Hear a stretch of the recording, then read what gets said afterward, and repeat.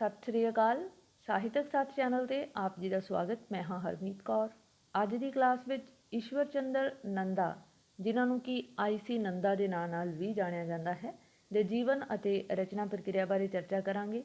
ਪਰ ਇਸ ਤੋਂ ਪਹਿਲਾਂ ਕਿ ਚਰਚਾ ਸ਼ੁਰੂ ਕੀਤੀ ਜਾਵੇ, ਚੈਨਲ 'ਤੇ ਨਵੇਂ ਜੁੜੇ ਵਿਦਿਆਰਥੀ ਚੈਨਲ ਨੂੰ ਸਬਸਕ੍ਰਾਈਬ ਕਰਨ ਦੇ ਨਾਲ ਬੈਲ ਦਾ ਬਟਨ ਵੀ ਦਬਾ ਸਕਦੇ ਹੋ, ਤਾਂ ਜੋ ਆਉਣ ਵਾਲੀਆਂ ਵੀਡੀਓਜ਼ ਵੀ ਤੁਹਾਡੇ ਤੱਕ ਸਮੇਂ ਸਿਰ ਪੁੱਜਦੀਆਂ ਰਹਿਣ। ਨਾਲ ਹੀ ਚੈਨਲ ਦੀ ਪਲੇਲਿਸਟ ਦੇ ਵਿੱਚ ਜਾ ਕੇ ਆਪਣੀ ਕਲਾਸ ਦੇ ਨਾਲ ਸੰਬੰਧਿਤ ਪਲੇਲਿਸਟ ਨੂੰ ਖੋਲ੍ਹ ਕੇ ਉਸ ਵਿੱਚ ਹੁਣ ਤੱਕ ਜਾਰੀ ਕੀਤੀਆਂ ਗਈਆਂ ਲੈਕਚਰ ਲੜੀਆਂ ਵੀ ਸੁਣ ਸਕਦੇ ਹੋ ਅਤੇ ਸਾਹਿਤਕ ਸਾਥ ਚੈਨਲ ਨੂੰ ਆਪਣੇ ਹੋਰ ਵਿਦਿਆਰਥੀ ਸਾਥੀਆਂ ਦੇ ਨਾਲ ਵੀ ਸਾਂਝਾ ਕਰਦੇ ਰਹਿਣਾ, ਤਾਂ ਜੋ ਵੱਧ ਤੋਂ ਵੱਧ ਵਿਦਿਆਰਥੀ ਇਸ ਚੈਨਲ ਦੇ ਨਾਲ ਜੁੜ ਕੇ ਆਪਣੀ ਪੜ੍ਹਾਈ ਨੂੰ ਸੁਚਾਰੂ ਢੰਗ ਦੇ ਨਾਲ ਜਾਰੀ ਰੱਖ ਸਕਣ। ਸੋ ਆਓ ਜੁੜਦੇ ਹਾਂ ਅੱਜ ਦੀ ਕਲਾਸ ਦੇ ਨਾਲ।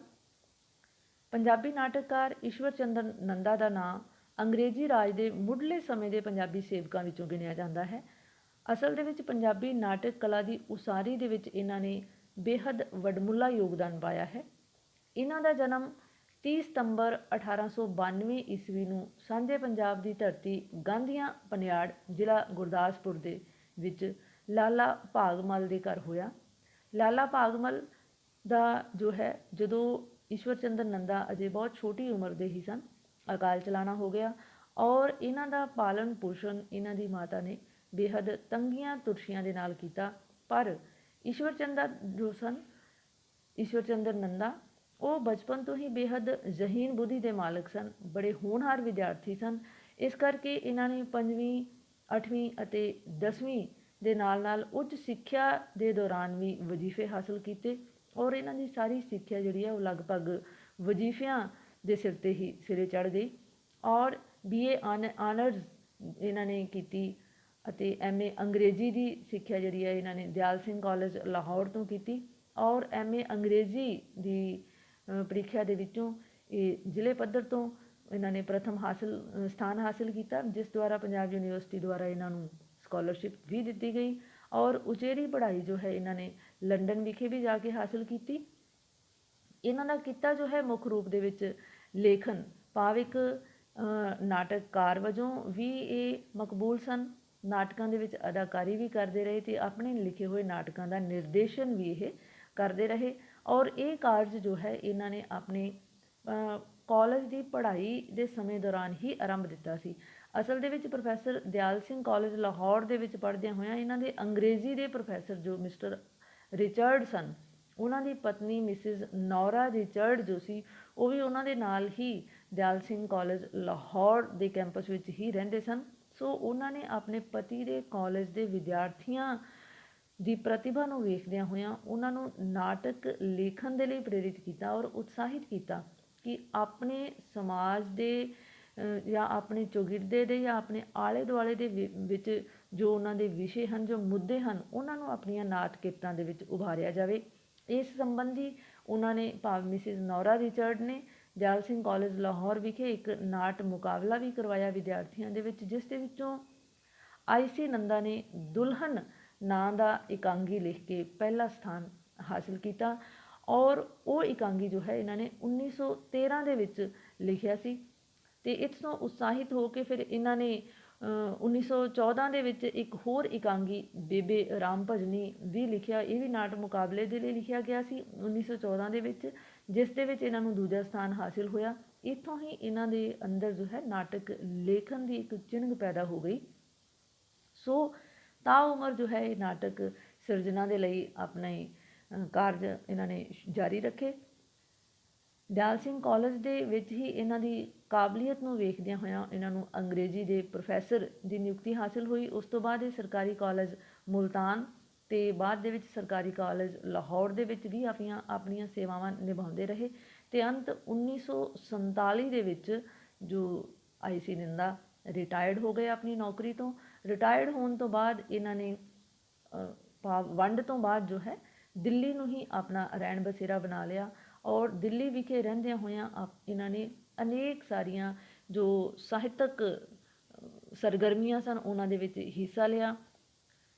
ਨਾਟਕਾਂ ਦਾ ਮੰਚਨ ਵੀ ਕਰਵਾਇਆ, ਉਹਨਾਂ ਦੇ ਵਿੱਚ ਖੁਦ ਅਦਾਕਾਰੀ ਵੀ ਕੀਤੀ ਅਤੇ ਹੋਰ ਵੀ ਸਾਹਿਤਕ ਸਰਗਰਮੀਆਂ ਦੇ ਵਿੱਚ ਇਹ ਨਿਰੰਤਰ ਜੋ ਸਨ ਹਿੱਸਾ ਲੈਂਦੇ ਰਹੇ ਅਤੇ ਅੰਤ 3 ਸਤੰਬਰ 1965 ਈਸਵੀ ਨੂੰ ਦਿੱਲੀ ਵਿਖੇ ਹੀ ਪੰਜਾਬੀ ਸਾਹਿਤ ਦਾ ਇੱਕ ਚਮਕਦਾ ਹੋਇਆ ਸਿਤਾਰਾ ਜੋ ਸੀ ਉਹ ਸਦਾ ਲਈ ਅਲੋਪ ਹੋ ਗਿਆ।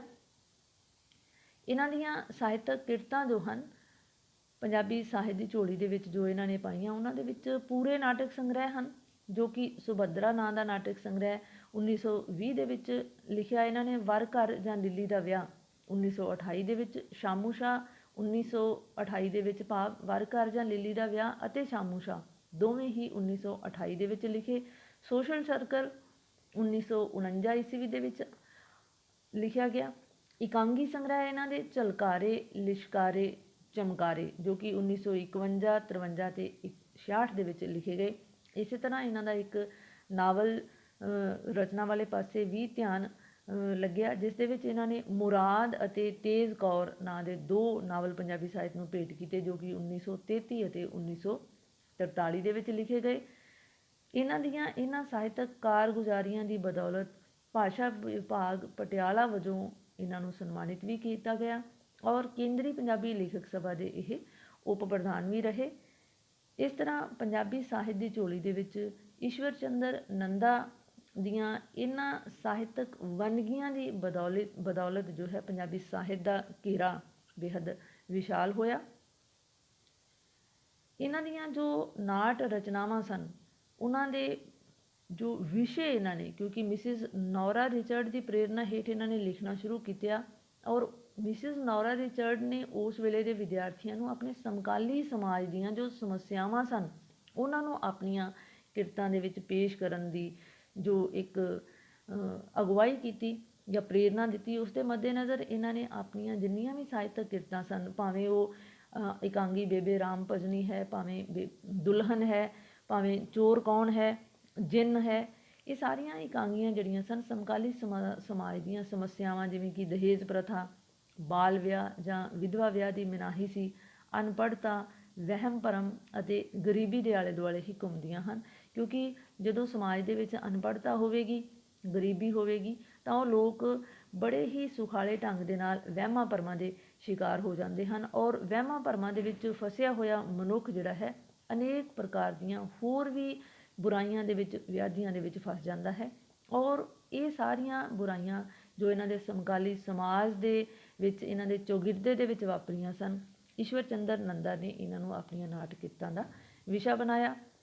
ਜਿੱਥੋਂ ਤੱਕ ਬੇਈਮਾਨ ਇਕਾਂਗੀ ਦਾ ਸਵਾਲ ਹੈ, ਜੋ ਕਿ BA ਭਾਗ ਪਹਿਲਾ ਦੇ ਸਿਲੇਬਸ ਦੇ ਵਿੱਚ ਬਹੁਰੰਗੀ ਇਕਾਂਗੀ ਦੇ ਵਿੱਚ ਸ਼ਾਮਿਲ ਕੀਤੀ ਗਈ ਪਹਿਲੀ ਇਕਾਂਗੀ ਹੈ, ਜਿਸ ਦਾ ਨਾਮ ਹੈ ਬੇਈਮਾਨ। ਇਸ ਦੀ ਸਾਹਿਤਕ ਆਲੋਚਨਾ ਜੋ ਹੈ, ਅਸੀਂ ਜਿਸ ਤਰ੍ਹਾਂ ਪਵਿੱਤਰ ਪਾਪੀ ਨਾਵਲ ਦੀ ਸਾਹਿਤਕ ਆਲੋਚਨਾ ਕੀਤੀ ਸੀ, ਠੀਕ ਉਸੇ ਤਰ੍ਹਾਂ ਹੀ ਅਸੀਂ ਬੇਈਮਾਨ ਇਕਾਂਗੀ ਦੀ ਵੀ ਸਾਹਿਤਕ ਆਲੋਚਨਾ ਕਰਨੀ ਹੈ।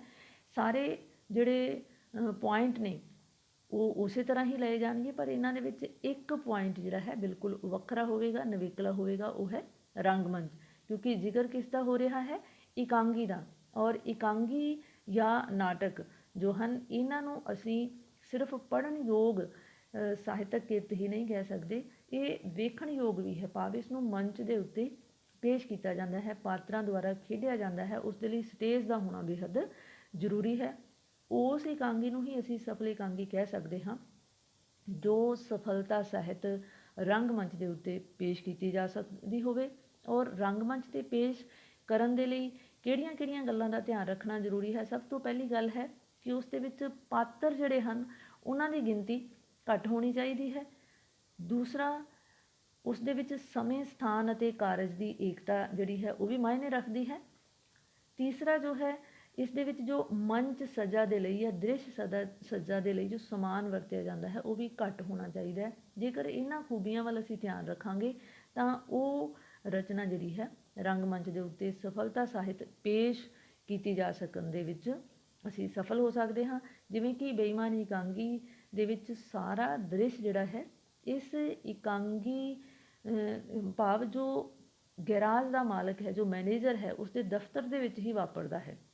ਔਰ ਕਿਸੇ ਵੀ ਗੈਰਾਜ ਦੇ ਦਫ਼ਤਰ ਨੂੰ ਜੋ ਹੈ ਦਿਖਾਉਣ ਦੇ ਲਈ ਬਹੁਤ ਜ਼ਿਆਦਾ ਸਮਾਨ ਦੀ ਲੋੜ ਨਹੀਂ ਹੁੰਦੀ। 2-4 ਕੁਰਸੀਆਂ ਔਰ ਮੇਜ਼ ਵਗੈਰਾ ਦਾ ਹੋਣਾ ਜ਼ਰੂਰੀ ਹੁੰਦਾ ਹੈ, ਜਾਂ ਇੱਕ ਸਧਾਰਨ ਜਿਹੇ ਜੋ ਦਫ਼ਤਰ ਹੈ ਉਸ ਦਾ ਦਿੱਖ ਕਿਸ ਤਰ੍ਹਾਂ ਦੀ ਹੋਣੀ ਚਾਹੀਦਾ, ਇਸ ਨੂੰ ਬੜਾ ਹੀ ਆਸਾਨੀ ਦੇ ਨਾਲ ਅਸੀਂ ਮੰਚ ਦੇ ਉੱਤੇ ਪੇਸ਼ ਕਰਨ ਦੇ ਵਿੱਚ ਸਫਲ ਹੋ ਸਕਦੇ ਹਾਂ। ਔਰ ਸਾਰੀਆਂ ਘਟਨਾਵਾਂ, ਕਿਉਂਕਿ ਸਮੇਂ, ਸਥਾਨ ਅਤੇ ਕਾਰਜ ਦੀ ਏਕਤਾ ਇਹਨਾਂ ਦੇ ਵਿੱਚ ਨਿਰੰਤਰ ਬਣੀ ਹੋਈ ਹੈ, ਸਾਰੀਆਂ ਹੀ ਘਟਨਾਵਾਂ ਕਿੱਥੇ ਵਾਪਰਦੀਆਂ ਹਨ, ਗੈਰਾਜ ਦੇ ਦਫ਼ਤਰ ਦੇ ਵਿੱਚ। ਸੋ ਇਸ ਇਕਾਂਗੀ ਨੂੰ ਅਸੀਂ ਰੰਗਮੰਚ ਦੀ ਦ੍ਰਿਸ਼ਟੀ ਤੋਂ ਇੱਕ ਸਫਲ ਇਕਾਂਗੀ ਦਾ ਦਰਜਾ ਦੇ ਸਕਦੇ ਹਾਂ, ਕਿਉਂਕਿ ਇਹ ਇਕਾਂਗੀ ਅਸਲ ਦੇ ਵਿੱਚ ਲਿਖੀ ਹੀ ਰੰਗਮੰਚੀ ਲੋੜਾਂ ਨੂੰ ਧਿਆਨ ਵਿੱਚ ਰੱਖ ਕੇ ਹੈ। ਖਾਸ ਕਰਕੇ ਜੋ ਈਸ਼ਵਰ ਚੰਦਰ ਨੰਦਾ ਹੈ, ਉਸਦੀ ਇਹ ਖਾਸੀਅਤ ਹੈ ਕਿ ਉਹ ਆਪਣੇ ਜਿੰਨੇ ਵੀ ਇਕਾਂਗੀ ਜਾਂ ਨਾਟਕ ਲਿਖਦਾ ਹੈ, ਉਹਨਾਂ ਨੂੰ ਲਿਖਦਿਆਂ ਹੋਇਆਂ ਉਹ ਰੰਗਮੰਚੀ ਜੋ ਲੋੜਾਂ ਨੇ, ਮੁੱਢਲੀਆਂ ਲੋੜਾਂ ਨੇ, ਉਹਨਾਂ ਨੂੰ ਹਮੇਸ਼ਾ ਹੀ ਜੋ ਹੈ ਪਹਿਲ ਦਿੰਦਾ ਹੈ, ਜਾਂ ਪਹਿਲ ਦੇ ਆਧਾਰ 'ਤੇ ਉਹਨਾਂ ਨੂੰ ਸਫਲਤਾ ਸਾਹਿਤ ਪੇਸ਼ ਕਰਨ ਦੇ ਵਿੱਚ ਕੋਈ ਦਿੱਕਤ ਨਾ ਆਵੇ, ਇਸ ਗੱਲ ਦਾ ਵਿਸ਼ੇਸ਼ ਧਿਆਨ ਰੱਖਦਾ ਹੈ। ਸੋ ਬੇਈਮਾਨ ਇਕਾਂਗੀ ਜੋ ਹੈ, ਇਸ ਨੂੰ ਰੰਗਮੰਚ ਦੀ ਦ੍ਰਿਸ਼ਟੀ ਤੋਂ ਅਸੀਂ ਇੱਕ ਸਫਲ ਇਕਾਂਗੀ ਦਾ ਦਰਜਾ ਦੇ ਸਕਦੇ ਹਾਂ। ਜਿੱਥੋਂ ਤੱਕ ਵਿਸ਼ਾ ਹੈ ਇਸ ਇਕਾਂਗੀ ਦਾ, ਇਹ ਸਾਡੇ ਸਮਾਜ ਦੇ ਵਿੱਚ ਫੈਲੀ ਹੋਈ ਬੇਈਮਾਨੀ ਦੀ ਸਮੱਸਿਆ ਜੋ ਹੈ ਉਸ ਨੂੰ ਉਜਾਗਰ ਕਰਨਾ ਹੈ। ਔਰ ਇਹ ਸਮੱਸਿਆ ਸਾਡੇ ਸਮਾਜ ਦੀ ਨਸ ਨਸ ਦੇ ਵਿੱਚ, ਭਾਵ ਨਾੜ ਨਾੜ ਦੇ ਵਿੱਚ ਰਮ ਚੁੱਕੀ ਹੈ, ਇੱਕ ਤਰ੍ਹਾਂ ਦੇ ਨਾਲ ਫੈਲ ਚੁੱਕੀ ਹੈ।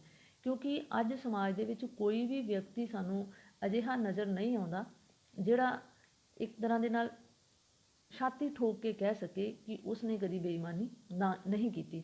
ਕਿਉਂਕਿ ਬੇਹੱਦ ਜੇਕਰ ਅਸੀਂ ਗੌਰ ਨਾਲ ਵੇਖੀਏ ਤਾਂ ਹਰ ਸ਼ਖਸ ਹੀ ਬੇਈਮਾਨੀ ਦਾ ਸ਼ਿਕਾਰ ਹੈ। ਕਿਉਂਕਿ ਅਸੀਂ ਗੱਲ ਕਰੀਏ ਮੁੱਢਲੇ ਬਿੰਦੂ ਤੋਂ, ਭਾਵ ਜੇ ਅਸੀਂ ਵਿਦਿਆਰਥੀ ਹਾਂ ਔਰ ਵਿਦਿਆਰਥੀ ਹੋਣ ਦੇ ਨਾਤੇ ਅਸੀਂ ਆਪਣੀ ਪੜ੍ਹਾਈ ਦੇ ਵਿੱਚ ਕਿਸੇ ਤਰ੍ਹਾਂ ਦੀ ਕੋਤਾਹੀ ਕਰ ਰਹੇ ਹਾਂ ਤਾਂ ਉਹ ਵੀ ਬੇਈਮਾਨੀ ਹੈ। ਜੇਕਰ ਅਸੀਂ ਅਧਿਆਪਕ ਹਾਂ ਤਾਂ ਅਸੀਂ ਆਪਣੇ ਕਿੱਤੇ ਦੇ ਨਾਲ ਜੇਕਰ ਖਿਲਵਾੜ ਕਰ ਰਹੇ ਹਾਂ ਤਾਂ ਉਹ ਵੀ ਬੇਈਮਾਨੀ ਹੈ। ਇਸੇ ਤਰ੍ਹਾਂ ਜੇ ਜਿਸ ਤਰ੍ਹਾਂ ਦਾ ਵੀ ਸਾਡਾ ਰੁਤਬਾ ਹੈ, ਜਿਸ ਤਰ੍ਹਾਂ ਦੀ ਵੀ ਸਾਡੀ ਪਹੁੰਚ ਹੈ ਸਮਾਜ ਦੇ ਵਿੱਚ, ਉਸ ਰੁਤਬੇ ਨੂੰ ਕਾਇਮ ਰੱਖਣ ਦੇ ਵਿੱਚ ਕੀ ਅਸੀਂ ਇਮਾਨਦਾਰਾਨਾ ਯੋਗਦਾਨ ਦਿੱਤਾ ਹੈ? ਜੇਕਰ ਹਾਂ ਤਾਂ ਠੀਕ ਹੈ, ਪਰ ਕੋਈ ਵੀ ਸ਼ਖਸ ਜਿਹੜਾ ਹੈ ਇਮਾਨਦਾਰਾਨਾ ਸਹਿਯੋਗ ਦੇਣ ਦੇ ਵਿੱਚ ਕਦੇ ਸਫਲ ਹੋ ਹੀ ਨਹੀਂ ਸਕਦਾ। ਕਿਉਂਕਿ ਹਰ ਸ਼ਖਸ ਜਿਹੜਾ ਹੈ ਉਹ ਸਮਾਜ ਦੇ ਵਿੱਚ ਰਹਿੰਦਿਆਂ ਹੋਇਆਂ, ਆਪਣੀ ਸਮਾਜਿਕ ਸਥਿਤੀ ਨੂੰ ਧਿਆਨ ਵਿੱਚ ਰੱਖਦਿਆਂ ਹੋਇਆਂ, ਉਸਦੀ ਹਉਮੈ ਸਦਕਾ ਕਹਿ ਲਓ, ਪਦਾਰਥਕ ਖੁਸ਼ਹਾਲੀਆਂ ਦੀ ਵੱਧਦੀ ਹੋਈ ਲਾਲਸਾ ਸਦਕਾ ਕਹਿ ਲਓ, ਕਿ ਉਹ ਹਮੇਸ਼ਾ ਆਪਣੇ ਕੰਮ ਦੇ ਵਿੱਚ ਛੋਟੀ ਮੋਟੀ ਬੇਈਮਾਨੀ ਕਰਨ ਤੋਂ ਗੁਰੇਜ਼ ਨਹੀਂ ਕਰਦਾ। ਔਰ ਇਹੀ ਮੁੱਦਾ ਹੈ ਇਸ ਬੇਈਮਾਨ ਇਕਾਂਗੀ ਦਾ ਸਭ ਤੋਂ ਵੱਡਾ ਵਿਸ਼ਾ ਬਣਾਇਆ ਗਿਆ ਹੈ। ਕਿਉਂਕਿ ਮਿਸਤਰੀ ਬਸੰਤ ਰਾਮ ਜੋ ਹੈ, ਇੱਕ ਛੋਟਾ ਜਿਹਾ ਮਿਸਤਰੀ ਹੈ, ਗੈਰਾਜ ਦੇ ਵਿੱਚ ਕੰਮ ਕਰਦਾ ਹੈ, ਗੱਡੀਆਂ ਦੀ ਮੁਰੰਮਤ ਕਰਦਾ ਹੈ। ਉਸਨੇ ਇੱਕ ਬੇਈਮਾਨੀ ਦਾ ਕੰਮ ਸਿਰਫ ਇੰਨਾ ਕੁ ਕੀਤਾ ਹੈ ਕਿਉਂਕਿ ਉਹ ਗਰੀਬ ਹੈ, ਘਰ ਵਾਲੀ ਬੇਹੱਦ ਬਿਮਾਰ ਹੈ, ਬੱਚੇ ਭੁੱਖ ਦੇ ਨਾਲ ਵਿਲਕ ਰਹੇ ਹਨ, ਉਹਨਾਂ ਦੀ ਪੇਟ ਦੀ ਭੁੱਖ ਨੂੰ ਸ਼ਾਂਤ ਕਰਨ ਦੇ ਲਈ ਉਸਨੇ ਸਿਰਫ 5 ਰੁਪਏ ਦਾ ਡਾਇਨਮੋ ਫਿੱਟ ਕਰਨ ਦੇ ਵਿੱਚ ਜੋ ਹੈ ਬੇਈਮਾਨੀ ਕੀਤੀ ਹੈ। ਪਰ ਛੋਟਾ ਹੈ, ਪਰ ਉਸ ਦੀ ਬੇਈਮਾਨੀ ਜੋ ਹੈ ਫੜੀ ਜਾਂਦੀ ਹੈ। ਦੂਜੇ ਪਾਸੇ ਜੋ ਮੋਟਰ ਵਾਲਾ ਹੈ ਜਾਂ ਗੈਰਾਜ ਦਾ ਮਾਲਕ ਹੈ, ਉਹ ਬਹੁਤ ਵੱਡੇ ਬੇਈਮਾਨ ਹਨ, ਵੱਡੇ ਦਰਜੇ ਦੇ ਬੇਈਮਾਨ ਹਨ। ਉਹਨਾਂ ਦੇ ਕੋਲ ਸਮਰੱਥਾ ਵੀ ਹੈ ਅਤੇ ਸਾਧਨ ਵੀ ਹਨ, ਭਾਵ ਉਹ ਸਾਧਨ ਸੰਪੰਨ ਵੀ ਹਨ। ਉਹ ਬੇਈਮਾਨੀ ਕਰਦੇ ਵੀ ਹਨ ਅਤੇ ਆਪਣੀ ਬੇਈਮਾਨੀ ਨੂੰ ਇਸ ਢੰਗ ਦੇ ਨਾਲ ਕਰਦੇ ਹਨ ਕਿ ਕੋਈ ਉਹਨਾਂ ਨੂੰ ਵੇਖ ਨਾ ਸਕੇ, ਕੋਈ ਫੜ ਨਾ ਸਕੇ, ਉਹਨਾਂ ਦੀ ਬੇਈਮਾਨੀ 'ਤੇ ਕੋਈ ਉਂਗਲ ਨਾ ਉਠਾ ਸਕੇ। ਪਰ ਇਸ ਇਕਾਂਗੀ ਤੋਂ ਇਹ ਵੀ ਸਿੱਧ ਹੁੰਦਾ ਹੈ ਕਿ ਸਾਡੇ ਚੌਗਿਰਦੇ ਦੇ ਵਿੱਚ ਜੋ ਕੁਝ ਵੀ ਵਾਪਰ ਰਿਹਾ ਹੈ, ਬੇਸ਼ੱਕ ਅਸੀਂ ਨਾ ਬੋਲੀਏ, ਪਰ ਜੋ ਦੇਖਣ ਵਾਲੀ ਅੱਖ ਹੈ ਜਾਂ ਦੇਖਣ ਵਾਲੀ ਜੋ ਦ੍ਰਿਸ਼ਟੀ ਹੈ, ਉਹ ਬੇਈਮਾਨ ਲੋਕਾਂ ਦੀ ਬੇਈਮਾਨੀ ਨੂੰ ਬੜੇ ਹੀ ਨੀਜ਼ ਦੇ ਨਾਲ ਵੇਖ ਰਹੀ ਹੁੰਦੀ ਹੈ, ਪਰਖ ਰਹੀ ਹੁੰਦੀ ਹੈ। ਇਹ ਗੱਲ ਵੱਖਰੀ ਹੈ ਕਿ ਉਹ ਬੋਲਦੇ ਨਹੀਂ। ਜਿਵੇਂ ਕਿ ਮਿਸਤਰੀ ਬਸੰਤ ਰਾਮ ਹੈ, ਉਸਨੂੰ ਪਤਾ ਹੈ ਕਿ ਉਸਦੇ ਜੋ ਗੈਰਾਜ ਦਾ ਮਾਲਕ ਹੈ ਉਹ ਬਹੁਤ ਵੱਡਾ ਬੇਈਮਾਨ ਹੈ, ਕਿਉਂਕਿ ਝੂਠੇ ਬਿੱਲ ਬਣਾਉਂਦਾ ਹੈ ਬੀਮਾ ਕੰਪਨੀ ਦੇ ਦਫ਼ਤਰ ਦੇ ਮੈਨੇਜਰਾਂ ਦੇ ਨਾਲ, ਅਫਸਰਾਂ ਦੇ ਨਾਲ ਮਿਲ ਕੇ, ਔਰ ਗੱਡੀਆਂ ਵਾਲਿਆਂ ਦੇ ਭਾਵ ਗੱਡੀ ਦੇ ਮਾਲਕਾਂ ਦੇ ਨਾਲ ਮਿਲ ਕੇ ਉਹ ਬੇਈਮਾਨੀ ਕਰਦਾ ਹੈ, ਔਰ ਬਹੁਤ ਉੱਚੇ ਦਰਜੇ ਦੀ ਬੇਈਮਾਨੀ ਕਰਦਾ ਹੈ। ਪਰ ਉਸਦੀ ਬੇਈਮਾਨੀ ਫੜੀ ਨਹੀਂ ਜਾਂਦੀ ਕਿਉਂਕਿ ਉਹ ਮਿਲੀ ਭੁਗਤ ਦੇ ਨਾਲ ਕੀਤੀ ਹੋਈ ਬੇਈਮਾਨੀ ਹੈ। ਇਸ ਤਰ੍ਹਾਂ ਲੇਖਕ ਦਾ ਕਹਿਣ ਦਾ ਮਕਸਦ ਇਹ ਹੈ ਕਿ ਬੇਈਮਾਨ ਜੋ ਹੈ ਇਸ ਸਮਾਜ ਦੇ ਵਿੱਚ ਬੇਈਮਾਨੀ ਕਰਦਿਆਂ ਹੋਇਆਂ ਆਪਣੇ ਰੁਤਬੇ ਦੇ ਲਿਹਾਜ਼ ਦੇ ਨਾਲ ਜਿੰਨਾ ਕੁ ਕਿਸੇ ਦਾ ਰੁਤਬਾ ਹੈ ਉਨੀ ਕੁ ਉਹ ਬੇਈਮਾਨੀ ਕਰਦਾ ਹੈ। ਪਰ ਛੋਟੇ ਜੋ ਬੇਈਮਾਨੀਆਂ ਹਨ ਉਹ ਫੜੀਆਂ ਜਾਂਦੀਆਂ ਹਨ, ਔਰ ਵੱਡੇ ਵੱਡੇ ਮਗਰਮੱਛ ਜਿਹੜੇ ਨੇ ਇੱਕ ਵਕਤੀ ਤੌਰ 'ਤੇ ਤਾਂ ਉਹਨਾਂ ਦੀ ਬੇਈਮਾਨੀ ਜਿਹੜੀ ਹੈ ਭਾਵੇਂ ਨਾ ਫੜੀ ਜਾਵੇ, ਪਰ ਅੰਤ ਜਿਹੜਾ ਹੈ ਉਹ ਨਸ਼ਰ ਹੋ ਹੀ ਜਾਂਦੇ ਹਨ, ਜਿਵੇਂ ਕਿ ਇਸ ਇਕਾਂਗੀ ਦੇ ਵਿੱਚ ਮੋਟਰ ਵਾਲਾ 5 ਰੁਪਏ ਦੀ ਮਿਸਤਰੀ ਬਸੰਤ ਰਾਮ ਦੀ ਕੀਤੀ ਗਈ ਬੇਈਮਾਨੀ ਦੇ ਉੱਤੇ ਉਂਗਲ ਉਠਾ ਰਿਹਾ ਹੈ, ਉਸ ਨੂੰ ਜਲੀਲ ਕਰਨ ਦੀ ਕੋਸ਼ਿਸ਼ ਕਰ ਰਿਹਾ ਹੈ, ਪਰ ਅੰਤ ਦੇ ਵਿੱਚ ਪਤਾ ਚੱਲਦਾ ਹੈ ਕਿ ਉਸਦੀ ਉਹ ਮੋਟਰ ਹੀ ਉਸਨੇ ਰਿਸ਼ਵਤ ਦੇ ਵਿੱਚ ਲਈ ਹੋਈ ਹੈ। ਬੀਮਾ ਕੰਪਨੀ ਦੇ ਮੈਨੇਜਰ ਦੇ ਆਗਮਨ ਦੇ ਨਾਲ ਇਹ ਵੀ ਪਤਾ ਚੱਲਦਾ ਹੈ ਕਿ ਜੋ ਗੈਰਾਜ ਦਾ ਮਾਲਕ ਹੈ ਉਹ ਆਪਣੇ ਛੋਟੇ ਵਰਕਰਾਂ ਨੂੰ ਤਾਂ ਉਹ ਇਮਾਨਦਾਰੀ ਦੇ ਨਾਲ ਕੰਮ ਕਰਨ ਦੇ ਲਈ ਪ੍ਰੇਰਨਾ ਦੇਣਾ ਚਾਹੁੰਦਾ ਹੈ ਜਾਂ ਉਹਨਾਂ ਦੇ ਕੋਲੋਂ ਇਮਾਨਦਾਰੀ ਦੀ ਤਵੱਕੋ ਕਰਦਾ ਹੈ, ਪਰ ਆਪ ਉਹ ਕਿੱਡੀਆਂ ਵੱਡੀਆਂ ਬੇਈਮਾਨੀਆਂ ਕਰਦਾ ਹੈ। ਉਸ ਨੂੰ ਲੱਗਦਾ ਹੈ ਕਿ ਉਸ ਦੀਆਂ ਬੇਈਮਾਨੀਆਂ ਛੁਪੀਆਂ ਹੋਈਆਂ ਹਨ, ਪਰ ਬਸੰਤ ਰਾਮ ਜਿਹੇ ਮਿਸਤਰੀ ਦੀਆਂ ਨਜ਼ਰਾਂ ਜਿਹੜੀਆਂ ਨੇ, ਪਾਰਖੀ ਨਜ਼ਰਾਂ, ਉਸ ਦੀ ਬੇਈਮਾਨੀ ਨੂੰ ਵੀ ਸਭ ਦੇ ਸਾਹਮਣੇ ਉਜਾਗਰ ਕਰ ਦਿੰਦੀਆਂ ਹਨ। ਇਸ ਤਰ੍ਹਾਂ ਇਸ ਇਕਾਂਗੀ ਨੂੰ ਅਸੀਂ ਵਿਸ਼ੇ ਪੱਖੋਂ ਵੀ ਇੱਕ ਸਫਲ ਇਕਾਂਗੀ ਕਹਿ ਸਕਦੇ ਹਾਂ, ਜਿਸ ਦੇ ਵਿੱਚ ਉਸ ਸਮੇਂ ਦੇ ਸਮਾਜ ਦੀ, ਉਸ ਸਮੇਂ ਦੇ ਹੀ ਨਹੀਂ ਸਗੋਂ ਅੱਜ ਦੇ ਸਮਾਜ ਦੀ ਵੀ ਜੋ ਇੱਕ ਜਵਲੰਤ ਸਮੱਸਿਆ ਹੈ ਬੇਈਮਾਨੀ, ਉਸ ਨੂੰ ਆਧਾਰ ਬਣਾ ਕੇ ਪੇਸ਼ ਕੀਤਾ ਗਿਆ ਹੈ। ਇਸ ਤੋਂ ਬਾਅਦ ਆ ਜਾਂਦਾ ਹੈ ਪਲਾਟ ਜਾਂ ਗੋਂਦ। ਇਹ ਇੱਕ ਅਜਿਹਾ ਫਰੇਮ ਹੁੰਦਾ ਹੈ ਜਿਸ ਦੇ ਵਿੱਚ ਕਹਾਣੀਕਾਰ ਜਾਂ ਨਾਟਕਕਾਰ ਜਾਂ ਨਾਵਲਕਾਰ ਆਪਣੀ ਨਾਟਕ ਕਹਾਣੀ ਦੀਆਂ ਸਾਰੀਆਂ ਤੰਦਾਂ ਨੂੰ ਜੋ ਹੈ ਸਿਲਸਿਲੇਵਾਰ ਜਾਂ ਤਰਤੀਬਵਾਰ ਪੇਸ਼ ਕਰਨ ਦੀ ਕੋਸ਼ਿਸ਼ ਕਰਦਾ ਹੈ। ਇਸੇ ਦਾ ਨਾਮ ਹੀ ਪਲਾਟ ਹੈ, ਔਰ ਪਲਾਟ ਜੋ ਹੈ ਜਿੰਨਾ ਕੁਦਰਤੀ ਹੋਵੇਗਾ, ਯਥਾਰਥਕ ਹੋਵੇਗਾ, ਓਨਾ ਹੀ ਉਹ ਕਹਾਣੀ ਜਿਹੜੀ ਹੈ ਪਾਤਰਾਂ ਦੇ ਉੱਤੇ ਜੋ ਹੈ ਇਕਮੁੱਠ ਹੋ ਕੇ ਪ੍ਰਭਾਵ ਪਾਉਣ ਦੇ ਵਿੱਚ ਸਫਲ ਰਹੇਗੀ। ਇਸ ਇਕਾਂਗੀ ਦਾ ਜੋ ਪਲਾਟ ਹੈ ਉਹ ਬੜਾ ਖਿੱਚ ਭਰਿਆ ਹੈ। ਇਸ ਦਾ ਆਰੰਭ ਜਿਹੜਾ ਹੈ ਬੇਹੱਦ ਉਤਸੁਕਤਾ ਵਾਲਾ ਹੈ, ਅੰਤ ਜਿਹੜਾ ਹੈ ਬੇਹੱਦ ਕਹਿ ਸਕਦੇ ਹਾਂ ਅਸੀਂ ਸੁਝਾਅ ਭਰਿਆ ਹੈ ਜਾਂ ਰਮਜ਼ੀਆ ਹੈ, ਭਾਵ ਵਿਅੰਗਾਤਮਕ ਹੈ ਜਾਂ ਝਟਪਟਾ ਹੈ। ਔਰ ਪਲਾਟ ਦਾ ਸ਼ਿਖਰ ਉਦੋਂ ਵਾਪਰਦਾ ਹੈ ਜਦੋਂ ਪੁਲਿਸ ਅਫਸਰ ਜੋ ਹੈ ਆ ਕੇ ਮੋਟਰ ਵਾਲੇ ਤੋਂ ਉਸ ਦੀ ਕਾਰ ਦੀਆਂ ਚਾਬੀਆਂ ਹਾਸਲ ਕਰ ਲੈਂਦਾ ਹੈ, ਕਿਉਂਕਿ ਉਸ ਨੂੰ ਖੂਫੀਆ ਪੁਲਿਸ ਤੋਂ ਇਹ ਜਾਣਕਾਰੀ ਮਿਲੀ ਹੈ ਕਿ ਮੋਟਰ ਵਾਲੇ ਨੇ ਇਹ ਗੱਡੀ ਹੀ ਰਿਸ਼ਵਤ ਦੇ ਵਿੱਚ ਹਾਸਲ ਕੀਤੀ ਹੋਈ ਹੈ। ਇਸ ਤੋਂ ਬਾਅਦ ਆ ਜਾਂਦਾ ਹੈ ਪਾਤਰ ਚਿੱਤਰਨ, ਕਿਉਂਕਿ ਇਸ ਇਕਾਂਗੀ ਦੇ ਵਿੱਚ ਬਹੁਤ ਸਾਰੇ ਪਾਤਰ ਹਨ, ਪਰ ਇਹਨਾਂ ਦੇ ਵਿੱਚੋਂ 3 ਪਾਤਰ ਜਿਹੜੇ ਹਨ ਉਹ ਪ੍ਰਮੁੱਖ ਹਨ, ਬਸੰਤ ਰਾਮ, ਮੋਟਰ ਵਾਲਾ ਅਤੇ ਮੈਨੇਜਰ। ਔਰ ਸਾਰੀਆਂ ਘਟਨਾਵਾਂ ਜਿਹੜੀਆਂ ਨੇ ਇਹਨਾਂ ਤਿੰਨਾਂ ਦੇ ਆਲੇ ਦੁਆਲੇ ਹੀ ਘੁੰਮਦੀਆਂ ਹਨ। 4-5 ਪਾਤਰ ਹੋਰ ਹਨ, ਜਿਵੇਂ ਕਿ ਮੋਟਰ ਵਾਲੇ ਦੀ ਪਤਨੀ ਹੈ, ਬੀਮਾ ਕੰਪਨੀ ਦਾ ਮੈਨੇਜਰ ਹੈ, ਚਪੜਾਸੀ ਹੈ ਔਰ ਪੁਲਿਸ ਵਾਲਾ ਹੈ। ਇਹ ਸਾਰੇ ਗੌਣ ਪਾਤਰ ਹਨ ਔਰ ਇਹਨਾਂ ਦੇ ਆਗਮਨ ਦੇ ਨਾਲ ਜਿਹੜਾ ਹੈ ਕਹਾਣੀ ਅੱਗੇ ਤੁਰਦੀ ਹੈ। ਇਸ ਤੋਂ ਬਾਅਦ ਆ ਜਾਂਦਾ ਹੈ ਵਾਰਤਾਲਾਪ। ਵਾਰਤਾਲਾਪ ਜੋ ਹੈ ਇਸ ਦੀ ਵੀ ਮਹੱਤਤਾ ਜੋ ਹੈ ਇਕਾਂਗੀ ਦੇ ਵਿੱਚ ਹੋਰ ਵੀ ਵਧੇਰੇ ਵੱਧ ਹੋ ਜਾਂਦੀ ਹੈ ਇਕਾਂਗੀ ਜਾਂ ਨਾਟਕ ਦੇ ਵਿੱਚ, ਕਿਉਂਕਿ ਵਾਰਤਾਲਾਪ ਦੇ ਦੁਆਰਾ ਹੀ ਕਹਾਣੀ ਦੀ ਗਤੀ ਦਾ ਵਿਕਾਸ ਹੋਣਾ ਹੁੰਦਾ ਹੈ ਜਾਂ ਕਹਾਣੀ ਦੀ ਲੜੀ ਅੱਗੇ ਵੱਧਦੀ ਹੈ, ਔਰ ਵਾਰਤਾਲਾਪ ਤੋਂ ਹੀ ਸਾਨੂੰ ਪਾਤਰਾਂ ਦੇ ਸੁਭਾਅ ਦਾ ਪਤਾ ਚੱਲਦਾ ਹੈ। ਵਾਰਤਾਲਾਪ ਕਹਾਣੀ ਨੂੰ ਅੱਗੇ ਤੋਰਨ ਦੇ ਵਿੱਚ ਸਹਾਈ ਹੋਣ ਦੇ ਨਾਲ ਕੁਦਰਤੀ, ਚੁਸਤ ਅਤੇ ਰੋਚਕ ਵੀ ਹੋਣੇ ਚਾਹੀਦੇ ਹਨ। ਵਾਰਤਾਲਾਪ ਜਿੰਨੇ ਛੋਟੇ ਹੋਣਗੇ, ਜਿਵੇਂ ਕਿ ਇਸ ਇਕਾਂਗੀ ਦੇ ਵਿੱਚ ਬੜੇ ਹਾਜ਼ਰ ਜਵਾਬੀ ਦੇ ਨਾਲ ਵਾਰਤਾਲਾਪ ਨੂੰ ਪੇਸ਼ ਕੀਤਾ ਗਿਆ ਹੈ, ਔਰ ਵਿਅੰਗ ਜਿਹੜਾ ਹੈ ਸਾਰੀ ਇਕਾਂਗੀ ਦੇ ਵਾਰਤਾਲਾਪਾਂ ਦੇ ਵਿੱਚ ਕੁੱਟ-ਕੁੱਟ ਕੇ ਭਰਿਆ ਹੋਇਆ ਹੈ, ਔਰ ਇਹ ਵਾਰਤਾਲਾਪ ਉਹਨਾਂ ਦੀ ਮਾਨਸਿਕ ਸਥਿਤੀ ਨੂੰ ਵੀ ਉਜਾਗਰ ਕਰਦੇ ਹਨ।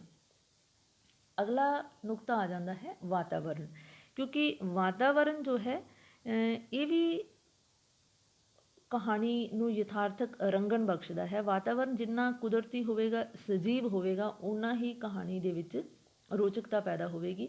ਔਰ ਵਾਤਾਵਰਨ ਵੀ 2 ਕਿਸਮ ਦਾ ਹੁੰਦਾ ਹੈ, ਇੱਕ ਬਾਹਰੀ ਵਾਤਾਵਰਨ, ਇੱਕ ਮਨੁੱਖ ਦਾ ਆਂਤਰਿਕ ਵਾਤਾਵਰਨ, ਮਾਨਸਿਕ। ਕਿਸ ਤਰ੍ਹਾਂ ਜੱਦੋਜਹਿਦ ਚੱਲ ਰਹੀ ਹੈ ਬਸੰਤ ਰਾਮ ਦੀ, ਜੋ ਮਾਨਸਿਕ ਸਥਿਤੀ ਹੈ ਉਹ ਕਿਸ ਤਰ੍ਹਾਂ ਦੀ ਹੈ, ਦੂਜੇ ਪਾਸੇ ਮੋਟਰ ਵਾਲਾ ਜਾਂ ਮੈਨੇਜਰ ਦੀ ਮਾਨਸਿਕ ਸਥਿਤੀ ਕਿਸ ਤਰ੍ਹਾਂ ਦੀ ਹੈ, ਔਰ ਬਾਹਰੀ ਪਰਿਸਥਿਤੀਆਂ ਕਿਸ ਤਰ੍ਹਾਂ ਦੀਆਂ ਹਨ, ਇਹਨਾਂ ਸਾਰੀਆਂ ਦਾ ਵਰਣਨ ਜੋ ਹੈ ਉਹ ਵਾਤਾਵਰਨ ਦੇ ਵਿੱਚ ਆ ਜਾਂਦਾ ਹੈ।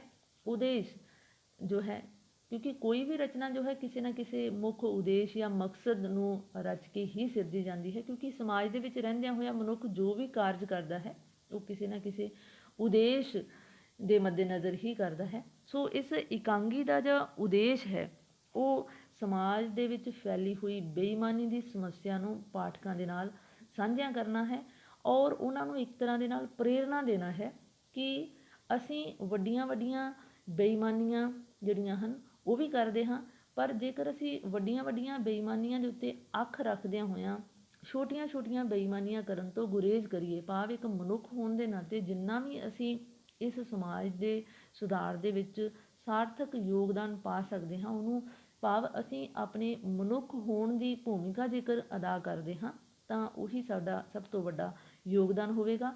ਔਰ ਇਸ ਤਰ੍ਹਾਂ ਇਸ ਇਕਾਂਗੀ ਦਾ ਮੁੱਖ ਉਦੇਸ਼ ਜਿਹੜਾ ਹੈ ਪਾਠਕਾਂ ਨੂੰ ਬੇਈਮਾਨੀ ਜਿਹੀ ਵਿਕਰਾਲ ਸਮੱਸਿਆ ਦੇ ਪ੍ਰਤੀ ਜਾਗਰੂਕ ਕਰਦਿਆਂ ਹੋਇਆਂ ਉਹਨਾਂ ਦੇ ਹਿਰਦੇ ਦੇ ਵਿੱਚ ਇਮਾਨਦਾਰੀ ਦੇ ਨਾਲ ਸਮਾਜ ਦੇ ਵਿਕਾਸ ਦੇ ਵਿੱਚ ਸਹਿਯੋਗ ਦੇਣ ਦੇ ਲਈ ਇੱਕ ਭਾਵ ਪੈਦਾ ਕਰਨਾ ਹੈ। ਇਸ ਤੋਂ ਬਾਅਦ ਆ ਜਾਂਦਾ ਹੈ ਸਿਰਲੇਖ, ਕਿਉਂਕਿ ਬੇਈਮਾਨ ਸਿਰਲੇਖ ਹੈ ਔਰ ਇਸ ਇਕਾਂਗੀ ਦੇ ਵਿੱਚ ਜਿੰਨੇ ਵੀ ਪਾਤਰ ਹਨ ਉਹ ਵੀ ਬੇਈਮਾਨ ਹਨ ਔਰ ਸਾਰੀਆਂ ਬੇਈਮਾਨੀ ਦੀਆਂ ਘਟਨਾਵਾਂ ਦੇ ਆਲੇ ਦੁਆਲੇ ਹੀ ਇਸ ਇਕਾਂਗੀ ਦਾ ਵਿਕਾਸ ਹੋਇਆ ਹੈ। ਸੋ ਇਸ ਇਕਾਂਗੀ ਦਾ ਸਿਰਲੇਖ ਜੋ ਹੈ ਵਿਸ਼ੇ ਦੇ ਨਾਲ ਸਿੱਧਾ ਸੰਬੰਧਿਤ ਹੈ, ਢੁਕਵਾਂ ਹੈ, ਫਬਵਾਂ ਹੈ। ਸਿਰਲੇਖ ਪੱਖੋਂ ਇਸ ਇਕਾਂਗੀ ਨੂੰ ਅਸੀਂ ਇੱਕ ਸਫਲ ਇਕਾਂਗੀ ਕਹਿ ਸਕਦੇ ਹਾਂ। ਭਾਸ਼ਾ ਸ਼ੈਲੀ ਇਸ ਇਕਾਂਗੀ ਦੀ ਜੋ ਹੈ ਇਹ ਵੀ ਬੜੀ ਰੋਚਕ ਹੈ, ਸੁਆਦਲੀ ਹੈ, ਨਿਵੇਕਲੀ ਹੈ, ਕਿਉਂਕਿ ਇਸ ਵਿੱਚ ਜੋ ਹੈ ਬੜੀ ਨਾਟਕੀ ਰੰਗਣ ਹੈ। ਜਿਵੇਂ ਕਿ ਗੈਰਾਜ ਦਾ ਮਾਲਕ ਭਾਵ ਜੋ ਮੈਨੇਜਰ ਹੈ ਔਰ ਮੋਟਰ ਵਾਲਾ ਹੈ ਉਹ ਪੜ੍ਹੇ ਲਿਖੇ ਸ਼ਖਸ ਹਨ। ਉਹਨਾਂ ਦੀ ਭਾਸ਼ਾ ਦੇ ਵਿੱਚ ਅੰਗਰੇਜ਼ੀ ਅਤੇ ਉਰਦੂ ਫਾਰਸੀ ਦੀ ਰੰਗਤ ਹੈ, ਕਿਉਂਕਿ ਉਹ ਆਪਣੀ ਗੱਲਬਾਤ ਨੂੰ ਪ੍ਰਭਾਵਸ਼ਾਲੀ ਬਣਾਉਣ ਦੇ ਲਈ ਆਪ ਮੁਹਾਰੇ ਹੀ ਉਹਨਾਂ ਦੀ ਭਾਸ਼ਾ ਜਿਹੜੀ ਹੈ ਉਹਦੇ ਵਿੱਚ ਮਿਲਗੋਬਾ ਹੋ ਜਾਂਦਾ ਹੈ ਦੂਸਰੀਆਂ ਭਾਸ਼ਾਵਾਂ ਦਾ। ਦੂਜੇ ਪਾਸੇ ਜੋ ਬਸੰਤ ਰਾਮ ਮਿਸਤਰੀ ਹੈ ਉਹ ਕਿਉਂਕਿ ਸਧਾਰਨ ਸ਼ਖਸ ਹੈ, ਇਸ ਲਈ ਉਸ ਦੀ ਭਾਸ਼ਾ ਸ਼ੈਲੀ ਜਿਹੜੀ ਹੈ ਬਿਲਕੁਲ ਸਧਾਰਨ ਹੈ, ਸਰਲ ਹੈ, ਪੰਜਾਬੀ ਖਾਸ ਕਰਕੇ ਕੇਂਦਰੀ ਪੰਜਾਬੀ ਹੈ। ਸੋ ਇਹਨਾਂ ਤੱਥਾਂ ਦੇ ਆਧਾਰ 'ਤੇ ਅਸੀਂ ਕਹਿ ਸਕਦੇ ਹਾਂ ਕਿ ਬੇਈਮਾਨ ਇਕਾਂਗੀ ਜੋ ਹੈ ਇੱਕ ਸਫਲ ਇਕਾਂਗੀ ਹੈ, ਜਿਸ ਨੇ ਸਾਡੇ ਸਮਾਜ ਦੀ ਨਸ ਨਸ ਦੇ ਵਿੱਚ ਫੈਲੀ ਹੋਈ ਇਸ ਨਾਮੁਰਾਦ ਬਿਮਾਰੀ ਨੂੰ ਪਾਠਕਾਂ ਦੇ ਸਾਹਮਣੇ ਪੇਸ਼ ਕਰਨ ਦੇ ਵਿੱਚ ਅਹਿਮ ਭੂਮਿਕਾ ਨਿਭਾਈ ਹੈ। ਸੋ ਨਿਚੋੜ ਪੱਖੋਂ ਜਾਂ ਸਿੱਟੇ ਵਜੋਂ ਜਾਂ ਨਿਸ਼ਕਰਸ਼ ਵਜੋਂ ਕਿਹਾ ਜਾ ਸਕਦਾ ਹੈ ਕਿ ਬੇਈਮਾਨ ਇਕਾਂਗੀ ਈਸ਼ਵਰ ਚੰਦਰ ਨੰਦਾ ਦੀ ਲਿਖੀ ਹੋਈ ਇੱਕ ਸਫਲ ਇਕਾਂਗੀ ਹੈ। ਸੋ ਉਮੀਦ ਕਰਦੇ ਹਾਂ ਕਿ ਵਿਦਿਆਰਥੀਆਂ ਨੂੰ ਬੇਈਮਾਨ ਇਕਾਂਗੀ ਅਤੇ ਇਸ ਦੇ ਲੇਖਕ ਈਸ਼ਵਰ ਚੰਦਰ ਨੰਦਾ ਦੇ ਜੀਵਨ ਅਤੇ ਰਚਨਾ ਪ੍ਰਕਿਰਿਆ ਬਾਰੇ ਪੂਰੀ ਤਰ੍ਹਾਂ ਸਪਸ਼ਟ ਹੋ ਗਿਆ ਹੋਵੇਗਾ। ਨਿਰੰਤਰ ਇਸ ਚੈਨਲ ਨੂੰ ਵੇਖਦੇ ਰਹਿਣਾ, ਸ਼ੇਅਰ ਵੀ ਕਰਨਾ, ਲਾਈਕ ਵੀ ਕਰਨਾ, ਆਪਣੇ ਹੋਰ ਵਿਦਿਆਰਥੀ ਸਾਥੀਆਂ ਦੇ ਨਾਲ ਜੋ ਹੈ ਸਾਂਝਾ ਵੀ ਕਰਦੇ ਰਹਿਣਾ, ਤਾਂ ਜੋ ਵੱਧ ਤੋਂ ਵੱਧ ਵਿਦਿਆਰਥੀ ਇਸ ਚੈਨਲ ਦੇ ਨਾਲ ਜੁੜ ਕੇ ਆਪਣੀ ਪੜ੍ਹਾਈ ਨੂੰ ਸਮੇਂ ਸਿਰ ਜਾਰੀ ਰੱਖ ਸਕਣ, ਸੰਪੂਰਨ ਕਰ ਸਕਣ। ਸੋ ਮਿਲਾਂਗੇ ਅਗਲੇ ਵੀਡੀਓ ਦੇ ਵਿੱਚ, ਤਦ ਤੱਕ ਲਈ ਇਜਾਜ਼ਤ, ਧੰਨਵਾਦ।